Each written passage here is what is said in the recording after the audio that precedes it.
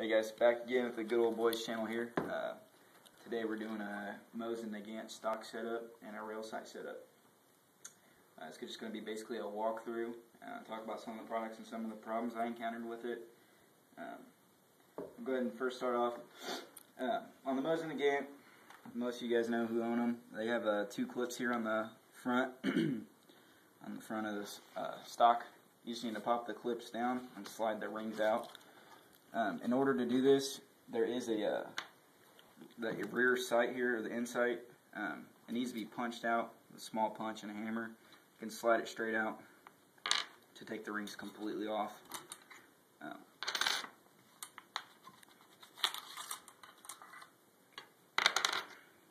Once you get those rings off, the top stock can slide completely off here, and it reveals the top part of the barrel. The next thing you need to do is, before you start getting into the bolt area, just make sure the gun's not loaded. I would do that first. Take the bolt completely out. When the bolt's in it, all you guys need to do is pull it back, pull the trigger down, pull the bolt completely back. It reveals a screw up top and a screw on the bottom where the magazine carriers and trigger guard is. You need a flathead screwdriver to take these out. They're not really too difficult.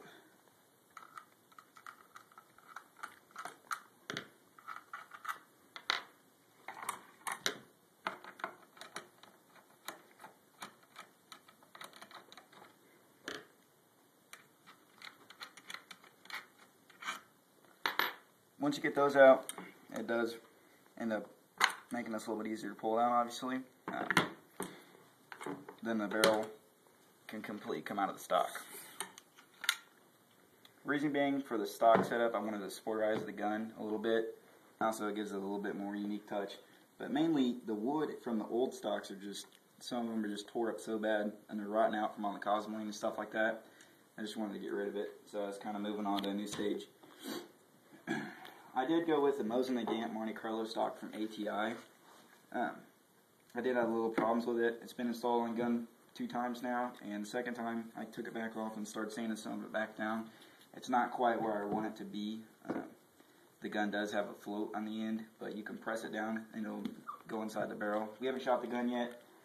I don't know if it's going to keep coming back up. If that's the case, we'll end up sanding it back down a little bit more. The instructions it comes with makes it a little bit clear, but it's still kind of fuzzy and how to tell some of the things. It comes with a washer you can put inside down here. I haven't used it yet. I don't know if it's going to help out a lot. I've talked to a lot of guys or watched a lot of their videos, and they talk about how they're not very happy with the stock, or if they are happy, they had to do a lot of work to it. Basically, it's the same thing as the old stock. It just slides completely in here. Once you get it in here, it's the same setup. This is going to go in on the bottom side.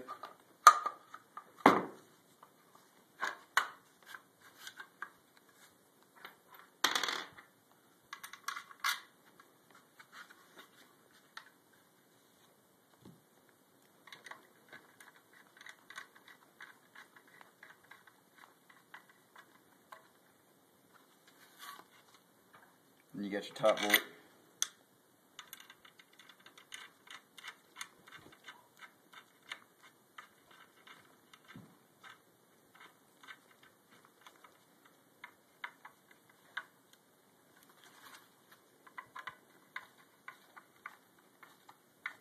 I'll show you the float of the barrel in just a second. If you want to zoom in on that. The barrel does float on the end. Like I said, you do need to sand some of it down if that's the case.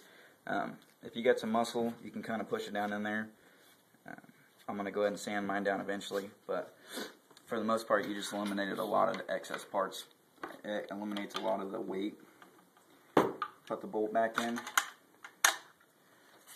that's basically the setup on it. The only thing that I chose differently was I went ahead and went with the scope mount and ordered the stock the same. It is a full rail scope, so the old sights up here, the one that has a spring, the yard finder on it, there's 3 pins on the barrel itself here. You can punch out the 2, and it reveals a dovetail underneath that's on the gun. And for easy scope mounting process, you could probably put like 22 high-rise scope rings on it and put a scope on it and be set, but I wanted to actually make it look a little bit different, so that's why I went with the scope mount. So I went ahead and punched out the pin that sits here for the yard finder, and there's a little metal spring underneath. And the new rail scope, or the rail set sight, sits here, and I had to push it down and then put the 2 pins in, and they're Allen head pins.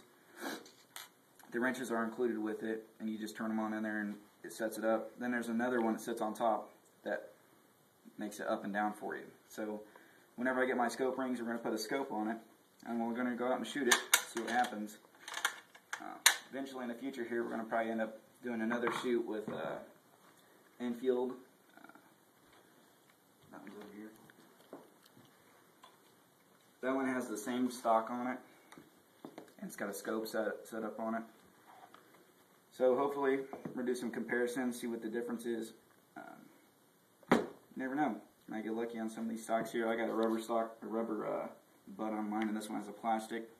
I don't know if they're different that way or if that's the way they come, but eventually we're going to do some shooting here in our future videos. You guys stay tuned and see what happens.